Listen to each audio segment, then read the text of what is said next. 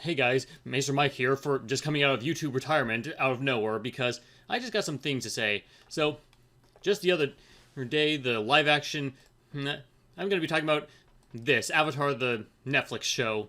Just came out just a couple days ago, and I've got some things to say because Avatar, the original show from Nickelodeon, was has always been a big inspiration for me. Obviously, it's one of my favorite shows of all time, and honestly just one of the greatest shows of all ever made, really. And yeah, this show is just coming out to recapture that magic, and I've just got some things to say.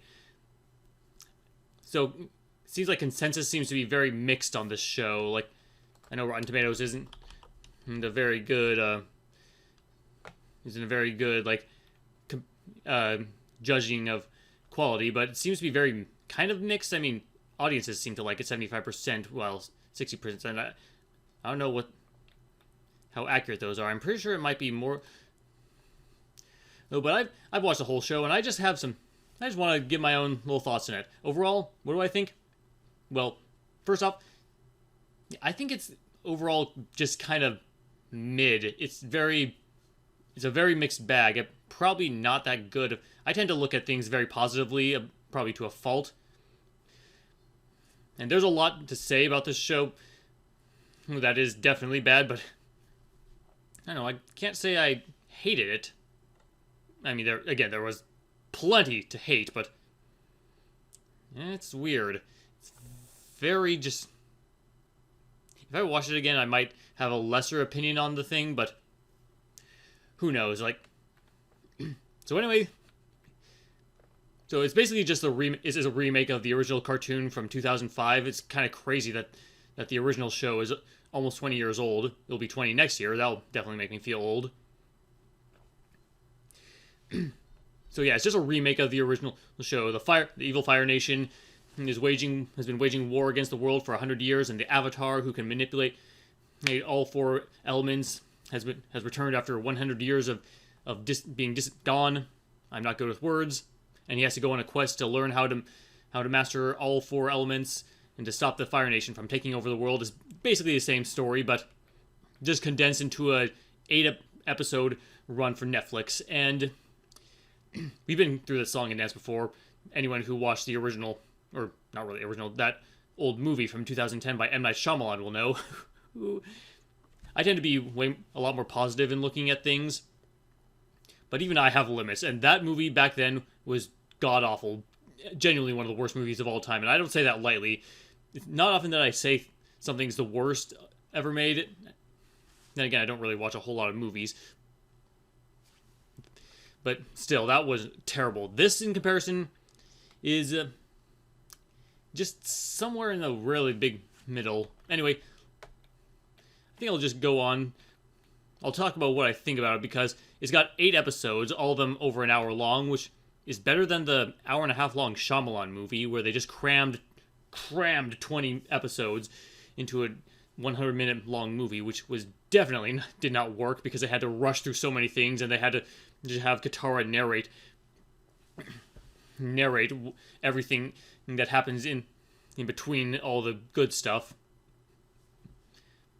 So yeah, we have 8 episodes, and it's just they still condense a lot of things in, and it's very weird. Like the first two episodes and the last 2 episodes I feel like kind of straightforward, even though they're massively condensed, and then all the middle ones are just so weird. So I wish that Wikipedia had they discuss what the episodes are like, but I'm just gonna have to go through memory because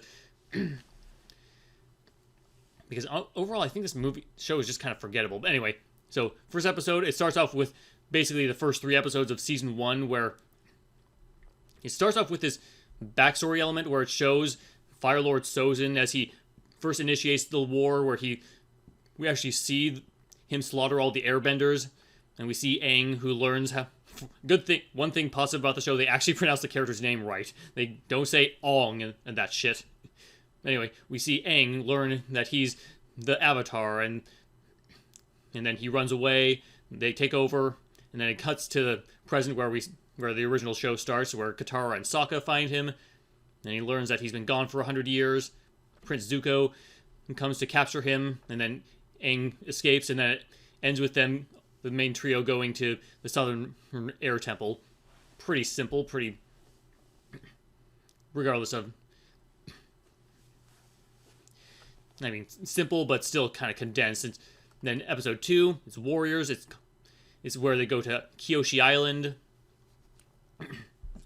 It's basically the Kyoshi Island subplot where, although not as in depth as the show was, there's no like rivalry like between like when Aang gets all those girls from the island who start fawning over him, and Katara kind of gets a little jealous, and Sokka's learning how to be a better fighter from Suki. Was basically the same gist, regardless of changes. Then we get to Omashu. It kind of feels like how they're bunching these episodes together is kind of like for episodes 1 and 2 are standalone, and then 3 and 4 are kind of a two-parter, 5 and 6 are a two-parter, and 7 and 8 are a two-parter. Kind of makes me think of the One Piece show from a few weeks ago, and I wish I had talked about that. I probably could still, but it is what it is. So anyway, things start getting weird with the Omashu episode, where you think that they just go there, or Aang goes to see, like, he goes there because he used to know a kid named Bumi, who, as we know, is the king, but here's where the show starts to differ.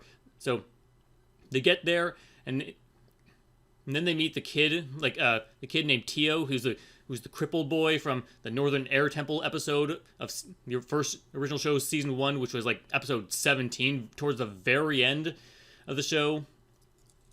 Like, they meet that kid who basically using like scientific methods to glide on the air, and they also meet his father, the Mechanist, who's I just find funny because he's played by Danny Pudi from Community. I've never watched Community outside of a few clips, and I just find that casting very weird because just seeing him in like a more more dramatic fantasy show like this outside of a comedy just feels weird to me.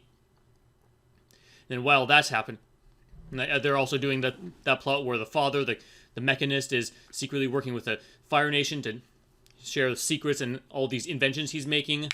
But also along that time, Katara happens to meet Jet. You know, Jet, the kid the very charismatic young man who's leading this little children rebellion of children who's all fighting against the Fire Nation because they've all been oppressed by them over the years. So yeah, they combine like 3 different episodes all into one. It just feel like they do a better job than what Shyamalan did, but it's just weird how they're just taking elements and just putting them all together. Then episode 4, we don't actually see Bumi until first off, before that, also, since we have Jet, he also has that plan to harm people for what he thinks is the greater good, except he's going after King Bumi because he thinks he's like corrupt, and they've not helped all the people in need, so he's gonna attack him to send a message, and then that leads into episode 4, where Aang happens to be gets captured by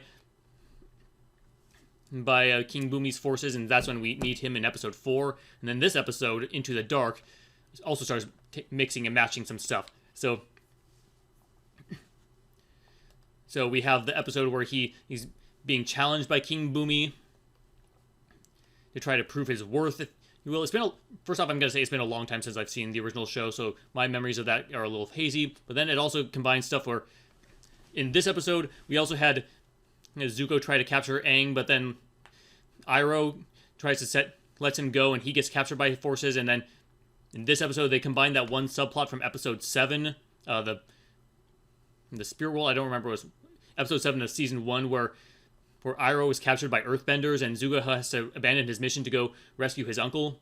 But then it also takes, with Katara and Sokka, they try to rescue Aang, and it takes a plot point from season 2, The Cave of Two Lovers, which that's when I started getting a little skeptical on this show, because I thought they were just gonna do stuff with through season 1, but they're also taking stuff from the next season, which just seems off. So they go through the Cave of Two Lovers to try to rescue him. In episode 5, Spirited Away, funny name, just makes me want to watch that movie instead. So it covers that part of the episode 7, where this spirit is haunting this one town. But then a weird thing happens where Aang tries to go into the spirit world, and he somehow ropes Sokka and Katara into the spirit world with him. I wish I could show better pictures, but I'm just kind of lazy. Sorry about that. So So he somehow ropes them into the spirit world, which is just weird. Like, I don't think that ever happened in the original show. So it kind of has elements from some other season 2 episodes. Like, it has that owl spirit from that library in season 2, and also like the three get separated from each other and they start seeing like flashes of the past that have traumatized them, kind of like the swamp episode from season 2. And then those two get captured by the face stealer from the very end of season 1, and then Zuko and Iroh recruit the bounty hunter June, who has that weird animal that is very good at sensing smell. In episode 6, like, Aang gets out of the spirit world. He goes to the fire temple. He goes to the temple of Avatar Roku, covering episode 8 from season 1. But then he gets captured by the bounty hunter, and then recaptured by Admiral Zhao. And then we get the blue spirit subplot from that. And then episodes 7 and 8 are basically the final 3 episodes of season 1. So it's just weird. It's just mixing and matching things all together, and just so overall, it's just weird. Like, I think there's some decent parts in the show. Personally, I think the main characters, Aang, Sokka, Katara, Zuko, and Iroh, I think they embody the characters way better than the Shyamalan movie did. I think Aang, Katara, and Sokka have some decent chemistry. They're not the best actors, but I don't know. I'm not really the biggest judge on acting. I mean, I can tell when a performance is good, but acting just never really is my focal point of whenever I watch a movie. I just go to get involved in a world. But anyway, acting is all right, at least for me. If you ask me, the highlight of the show easily is Uncle Iroh. Iroh is just like the GOAT of Avatar, no matter what. My favorite character from the original show, and he's easily my favorite character here. And Zuko does pretty well. I think they embody the characters pretty well, and the fighting definitely looks way better than the Shyamalan movie, where they were just flailing their arms around with no clear idea of what they were doing. It just felt so unnatural, and it actually was a lot more fast paced. I think the first couple episodes were really weirdly edited. I think they got better as the show went on. So I think the action scenes were better as they went on. Again, I think they have some decent chemistry. But then Ozai is also a big part of the show. I think he's all right. But then then there's also weird other stuff.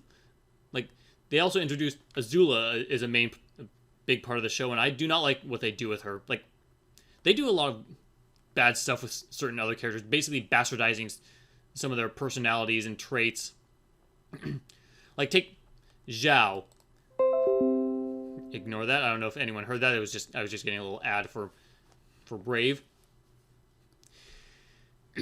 So Zhao, like, apparently Zuko and Iroh don't know him. Like, he's just apparently they make him some no-name commander of some small outpost in the southern parts of the world, and I just, like, why? He was like such an imposing force in the original show, and they just make him into a nobody that just somehow climbs the ranks within like 2 days. It's just, I hate that. I really don't like that.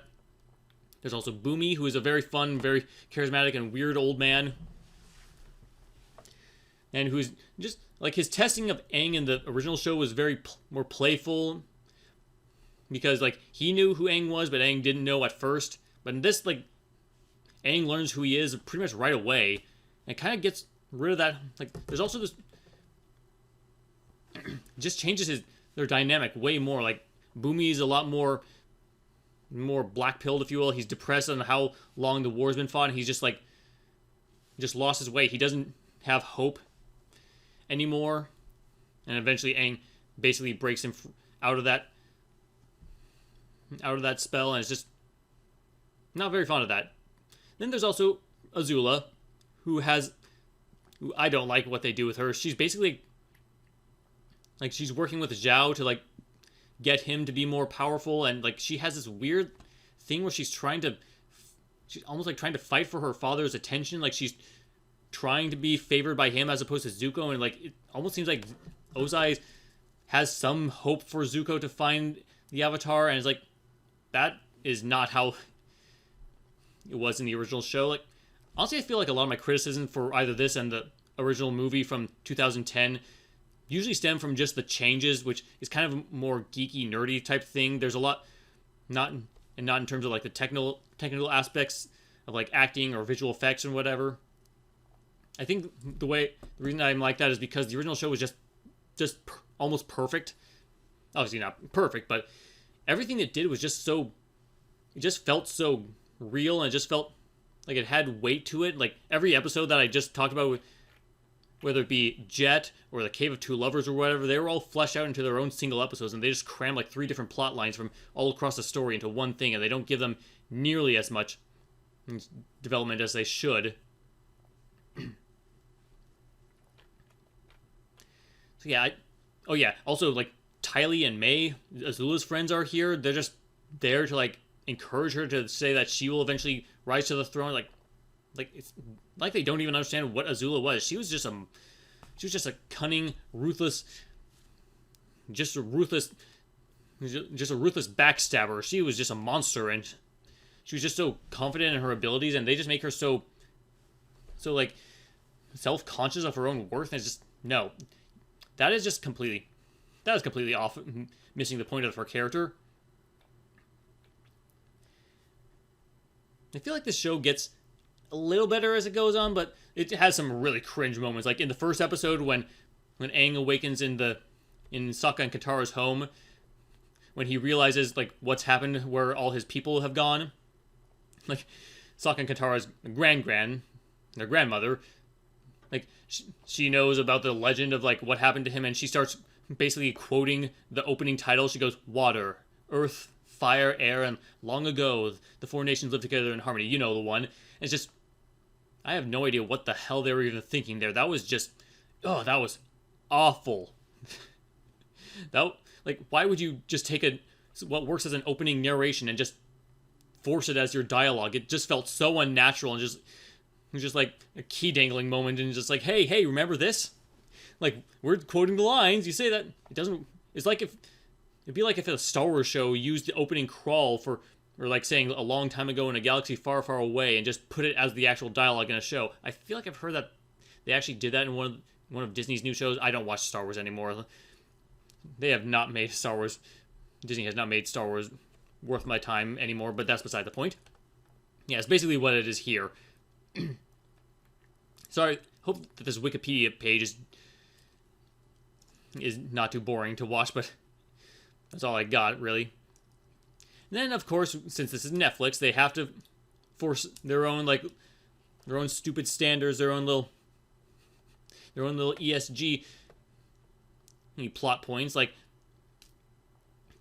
they also changed some motivations for characters. Like people talk about Sokka, how he's no longer sexist, you will. Like, well, good for you. You made him not a sexist, but that was a big part of his character growth, because he was.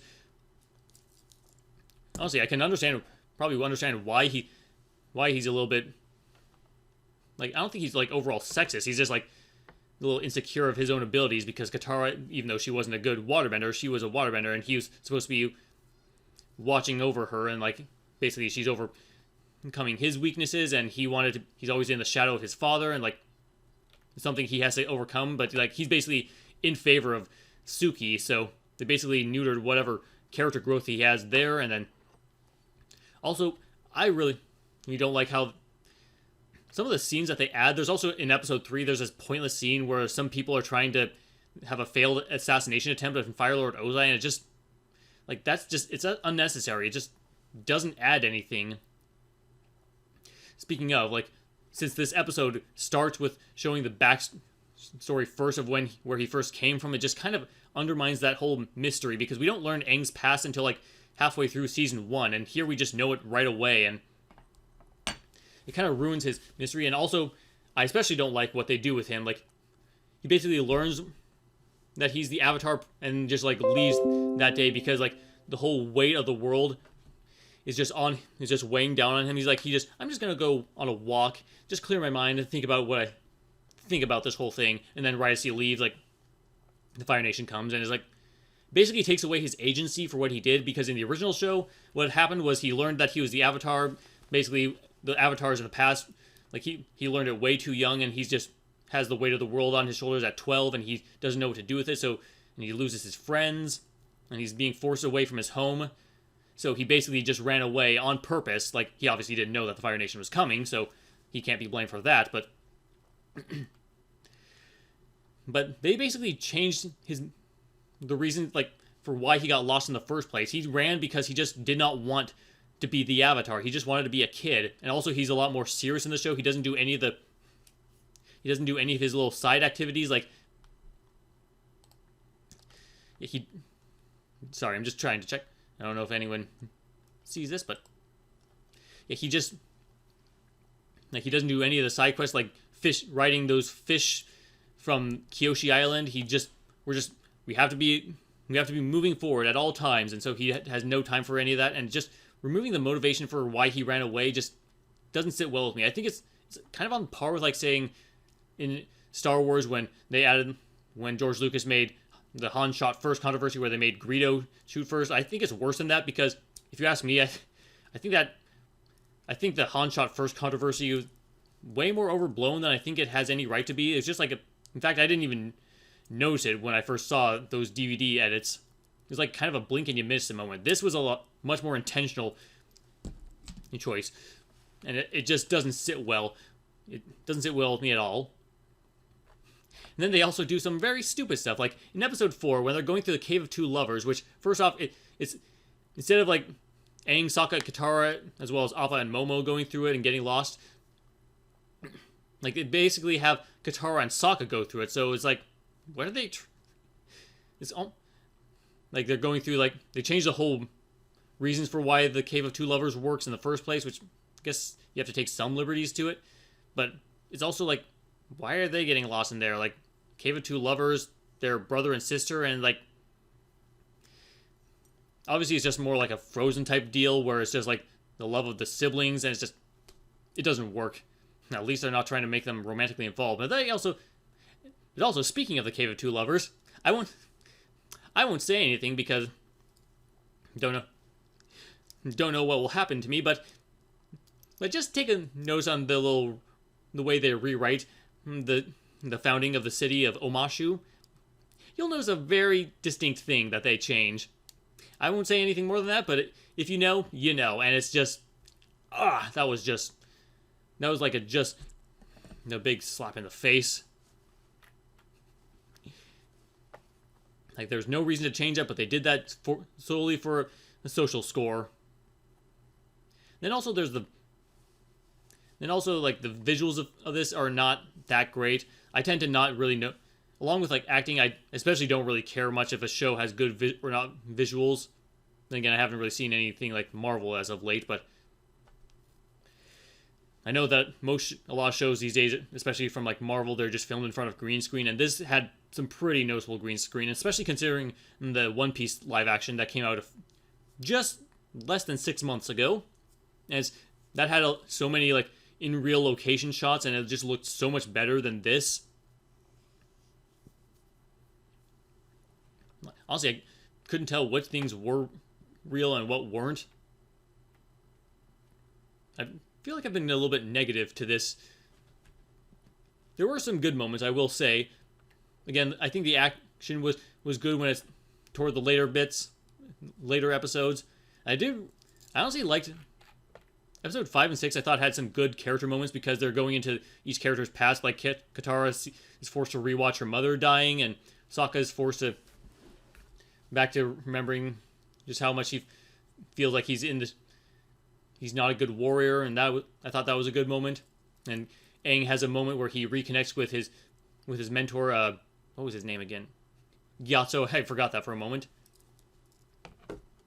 I also really like the Blue Spirit section. Like, we see Zuko's past where he is fighting his father. Like, I thought we actually see Zuko and Ozai fight, which was actually, I thought, pretty cool. We had a moment where we saw where Ozai banishes him. And then, like, we also have a moment where Iroh tells one of Zuko's crewmen members that the reason that they're helping Zuko was because, like, apparently they were the force that Ozai was going to sacrifice in their plan of the war. I don't think that was a thing that they discussed in the show, which I think that was a decent addition, and it had a really good moment where the crew, when they learn the truth, they stand up with Zuko and they honor him as their prince. That was a pretty good moment, I will say. And what else?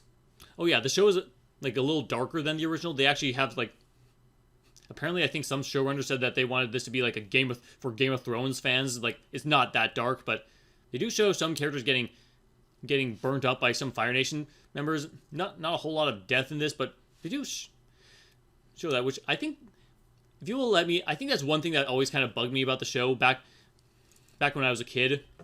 Like, I know it was a show on Nickelodeon, the same where you had shows like SpongeBob, Rugrats, Fairly Odd Parents, and the like, all shows for a younger audience, and this having a little bit being a little darker. Like, they still can't show any people being killed, or I don't think they can really even say the word death in many instances. I don't know if they said kill or not. And then they can't show any blood or anything. They have to keep it very TVY because it's on Nickelodeon. And that was always something that bugged me even as a kid, because it felt like honestly feel like networks trying to infantilize us, because kids have seen a lot of movies that have death. Like, how many kids have watched Star Wars or other shows, like even shows that aren't really for them? Like we watched Lord of the Rings all the time when we were kids, and it never bothered us. They had to take a whole lot of shortcuts, but I think that's something I do kind of appreciate. Oh, and speaking of the casting, they have the cabbage merchant in the show, and he's played by the same guy who voiced him in the original show, and that is honestly something I really like. That was a nice touch. So, it's just weird. I can't say this is a particularly good show, but it's not a bad show. It's just mid. Like, it's really hard to compare because, like, you have the original show, which is like way up here, like just the top of the line masterpiece. Then you have like the Shyamalan movie, which is way down there in the depths of hell. It's just god awful. And the show is like kind of just probably lower, but like it's somewhere just that level. It's just not. It's just there. It just exists. My biggest issue with this is, like, me personally, I'm just always going to compare it to the original show, because that's what it is. It's just there just to try to recapture the magic of the original. And honestly, Avatar has not done very well ever since the original show. You had, of course, the movie, then you had The Legend of Korra, which people are a lot less forgiving of these days, I think. I haven't seen that. I watched it all the way through when it first aired, and I haven't seen it since. And I feel like I didn't like it as much as I wanted to admit. Then you had that video game that came out last year that was just a total waste. It was just sloppy, generic kids game that had like no substance to it at all. I don't think this is as bad as either the game or the movie. But honestly, my biggest problem is, like, why does this exist? Like, are you trying to just try to be better than the original?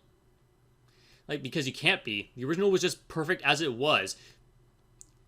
And I don't know who came up with the idea first. Was it the original creators, like Brian Konietzko and Michael Dante DiMartino? Did they come up with this idea, or was it Netflix who just forced them to do it? If it was Netflix forcing them, I can understand kind of why they do it. But if they were the one who pitched the remake themselves, it just doesn't make sense. It would be like if Francis Ford Coppola remade the Godfather movies. The movies were perfect as they were. You cannot outdo perfection. I'm not saying things right, but you know what I mean. It's just like trying to recapture light. The original show was just lightning in a bottle. You can't just do it again. And even so, like, my biggest point, I have Netflix up here, and I have a question. So, if I look it up, Avatar, The Last Airbender. I have a question. So, you have the new show, but then you also have the original show, also on Netflix. So, seriously, what is even the point of this? Nope, can't show that. Just, what is the point of this? Like, you have it. Oh, you have the original show. Like, who is gonna watch this over the original? No one. I'm not gonna watch this out. I'm just pretty much gonna forget this existed. It's just there. There's just no reason for it at all. It just shows how desperate Hollywood is for some kind of success. They just have to reach into the past to try to recapture that magic because they have nothing to offer. They're just remakes, reboots, sequels, nothing. Like, they can't even come up with their own because they have so many stupid rules that they have to maintain to be able to keep their status in Hollywood. And it's just overall the show just has no reason to exist. I didn't hate it, but I didn't love it either. It did frustrate me probably more than I would like to admit, but yeah, I tend to be more positive. So overall, it's just something I'm just gonna forget about in just a couple weeks. Although I will say, it did make me want to rewatch the original show, so thank you for that, Netflix. So basically, that's just all I've got to say. I would like to do. Oh yeah, I will say, like, before I go, is just like this feels like, yeah, like something like One Piece, the Netflix show. There's a good reason why I think that deserves to be here, because like the original show, like both the manga and the anime, is just so massive, and it's just going to be so daunting for newcomers. I don't think many of them are just going to want to be spending just endless hours watching or reading the source material. So the much more condensed thing that they do with that show works, but this, it just doesn't. It's basically like Cowboy Bebop. I don't know if the original Cowboy Bebop is still on Netflix. It might not, but same thing with that live action adaptation. It was just like, not only did they do a terrible job adapting that, the original show was just there. Like, and also that show was only 26 episodes. Who cares about this new one? So anyway, that's my 2 cents on Avatar. It just exists. It's gonna be forgotten. I feel bad for the actors. They seem like nice guys, nice kids. Don't feel like. I feel bad that they have to be roped up with something so mediocre. Yeah, that's all I have to say. I would love to do more stuff on YouTube, but I have my own things I'm working on. I'm working on a story of my own, a book that I'm writing. I feel like it's very close to completion. Maybe I could do stuff with that, create a new channel. Who knows? Just have my eyes in the sky. So, anyway, that's all I have to say. So what I have to say, just watch the original. You'll get way more mileage out of it than this one. So that's all. Take care.